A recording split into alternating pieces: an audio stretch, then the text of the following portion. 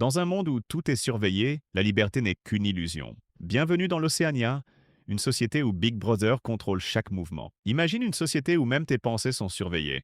C'est la réalité de Winston Smith, un homme pris au piège de son propre esprit. Et si le passé pouvait être effacé et réécrit? Dans l'Océania, l'histoire n'a aucune réalité, elle est constamment modifiée. Winston Smith, un simple fonctionnaire, vit dans un monde où il n'a aucune liberté. Pourtant, au fond de lui, il doute du système. Chaque jour, Winston écrit dans son journal un acte de rébellion dans un monde où penser différemment est un crime. Dans son esprit, Winston rêve d'une liberté qu'il ne peut jamais atteindre. Le parti ne tolère aucune pensée contraire. Dans un monde où l'intimité est illégale, un simple baiser devient un acte de rébellion. Leurs rencontres secrètes deviennent l'étincelle de la rébellion. Mais comment échapper à un monde qui les observe constamment? Leurs moments de bonheur sont condamnés. Dans une société comme celle-ci, l'amour peut coûter la vie. Un jour, la rébellion devient impossible. La police de la pensée vient chercher Winston. Rien n'échappe au parti. La chambre sans teint est le pire des cauchemars de Winston, là où ses peurs les plus profondes deviennent réalité. Au ministère de l'Amour, Winston apprend à aimer Big Brother. La rééducation est totale.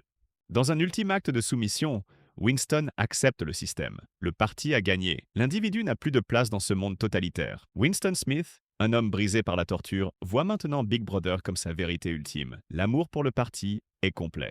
La pensée individuelle est morte. Big Brother n'a plus besoin de forcer car l'amour et la loyauté ont été définitivement installés dans chaque esprit. Que serait une vie sans liberté de penser? Dans 1984, même ton regard est observé. Et dans notre monde, Big Brother n'est peut-être pas si loin. Qui décide de ce qui est vrai? Dans 1984, l'histoire est constamment réécrite. Et aujourd'hui, combien de nos vérités sont manipulées? La lutte pour la liberté est aussi vieille que l'humanité. Mais dans une société comme celle d'Océania, y a-t-il encore un espoir? Le contrôle de la pensée passe par le contrôle de la langue. Dans 1984, la langue est réécrite pour empêcher toute pensée subversive. Une langue sans nuance, sans liberté. Le novlangue n'est pas seulement une nouvelle langue, c'est un moyen de contrôler la pensée.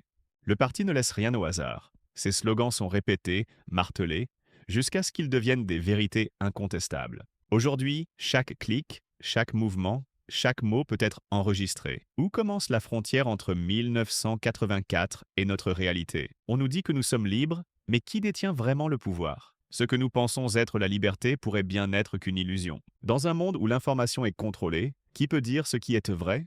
Et si tout ce que tu savais était une illusion fabriquée? Voilà le résumé de 1984 de George Orwell. Un monde où la liberté n'existe plus et où chaque pensée est contrôlée. Et toi, jusqu'où irais-tu pour rester libre? Si tu as aimé, abonne-toi pour découvrir d'autres classiques qui façonnent notre monde.